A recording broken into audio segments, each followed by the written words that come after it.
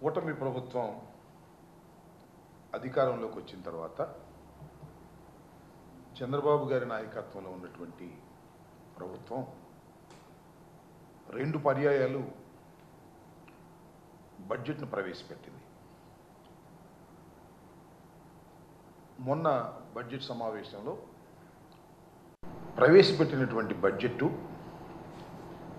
చంద్రబాబు నాయుడు గారి కూటమి ప్రభుత్వం ఇచ్చినటువంటి వాగ్దానాలు రెండిటిని కలిపి చూస్తే చంద్రబాబు నాయుడు గారు ప్రవేశపెట్టినటువంటి బడ్జెట్ మోసపూరితమైనటువంటి బడ్జెట్ అని, ఇచ్చిన వాగ్దానాలను నెరవేర్చాలని చిత్తశుద్ధి ఏ కోశాన లేనటువంటి బడ్జెట్ను ప్రవేశపెట్టారనేటువంటి అభిప్రాయాన్ని రాష్ట్ర మాజీ ముఖ్యమంత్రి జగన్మోహన్ రెడ్డి గారు వివరంగా మొత్తం ఆద్యాంతాన్ని పరిశీలించి లెక్కలతో సహా అంకెలతో సహా నిన్న ఒక సుదీర్ఘమైనటువంటి ప్రశ్న ఇచ్చేసి దానిలో అనేకమైన ప్రశ్నలు సంధించడం జరిగింది.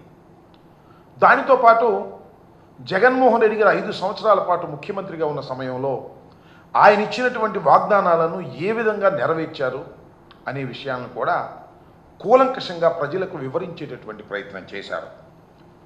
జగన్ గారు ఈ బడ్జెట్ మొత్తాన్ని పరిశీలించిన తర్వాత అనేక ప్రశ్నలు సంధించడం జరిగింది. కానీ ఆ ప్రశ్నలకు నిర్మాణాత్మకమైన సమాధానాన్ని కూటమి ప్రభుత్వంలో ఎవ్వరూ ముందుకొచ్చి సమాధానం చెప్పలేనటువంటి దుస్థితిలో వారు ఉన్నారని క్లియర్గా అర్థమవుతుంది. సూపర్ 6 అన్నారు, సూపర్ 7 అన్నారు. ఇవి కాక 143 హామీలు చంద్రబాబు నాయుడు గారు ఇచ్చారు ఎన్నికలకు ముందు. అధికారంలోకి వచ్చిన తర్వాత ఏ ఒక్క హామీని కూడా పూర్తిగా నెరవేర్చేటటువంటి దాఖలాలు లేవు. బడ్జెట్ను పరిశీలిస్తే అన్ని అరకొరగా ఇచ్చారు. కొన్నిటికి అసలు కేటాయింపులు కూడా ఇవ్వకోకుండా మేము సూపర్ 6ను అమలు చేయబోతున్నాం అనేటువంటి మాట మాట్లాడుతూ ఉన్నారు. అదేమిటయ్యా, ఎందుకు మీరు వీటిని అమలు చేయలేకపోతున్నారంటే ప్రభుత్వం కష్టంలో ఉంది, అప్పుల ఊబిలో ఉంది, జగన్మోహన్ రెడ్డి గారు అప్పులు చేసిపోయారు, అందువల్ల మేము చేయలేకపోతున్నాం అనేటువంటి మాట 5 సంవత్సరాలు పరిపాలన చేసినటువంటి వైఎస్ఆర్ కాంగ్రెస్ పార్టీ మీద, జగన్మోహన్ రెడ్డి గారి మీద వంక చూపటమో బురద జల్లి వెళ్ళటమో చేసేటటువంటి ప్రయత్నం చేస్తున్నారు చేతగాని చంద్రబాబు నాయుడు గారని ఈ సందర్భంగా నేను చెప్పదలుచుకున్నా.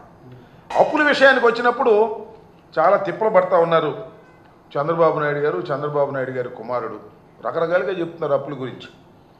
చంద్రబాబు నాయుడు గారు ఏమన్నారంటే ముఖ్యమంత్రిగా ప్రమాణ స్వీకారం చేసిన తర్వాత జగన్మోహన్ రెడ్డి గారి ప్రభుత్వం 14 లక్షల అప్పు చేసింది, 14 లక్షల కోట్ల రూపాయలు అప్పు చేసింది అన్నారు. మళ్ళా తర్వాత మాట్లాడితే 12 లక్షల అప్పు అన్నారు. తర్వాత గత సంవత్సరం 10 లక్షల కోట్లు అని గవర్నర్ చేత చెప్పించారు. చివరికి బడ్జెట్లో చూస్తే ఆయన ప్రవేశపెట్టినటువంటి బడ్జెట్లోనే కాగ్ లెక్కల ప్రకారం 6,46,000 కోట్లు మాత్రమే అని చెప్పారు. ఏంటో నాకు అర్థం కాల.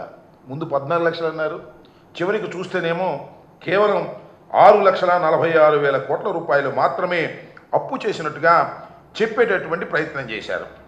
అంతేకాదు మొన్న ప్రవేశపెట్టినటువంటి బడ్జెట్ను ఒకసారి పరిశీలన చేస్తే ఎట్ ఏ గ్లాన్స్ అని మొత్తం ఒక రిపోర్ట్ ఉంటుంది. దానిలో అప్పులేంటి ఇవన్నీ కూడా వివరంగా ఉంటాయి. ఎట్ ఏ గ్లాన్స్ దానిలో అసలు ఆ పట్టిక లేకుండా తీశారు.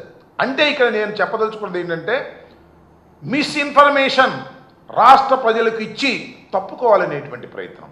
ఏదో ఒక విధంగా జగన్మోహన్ రెడ్డి గారి మీద బురదల్లి తమ హామీలను ఎగ్గొట్టాలనేటువంటి ఒక కుట్రపూరితమైనటువంటి పద్ధతుల్లో ఇవాళ చంద్రబాబు నాయుడు గారి ప్రవర్తన చేస్తూ ఉన్నారు.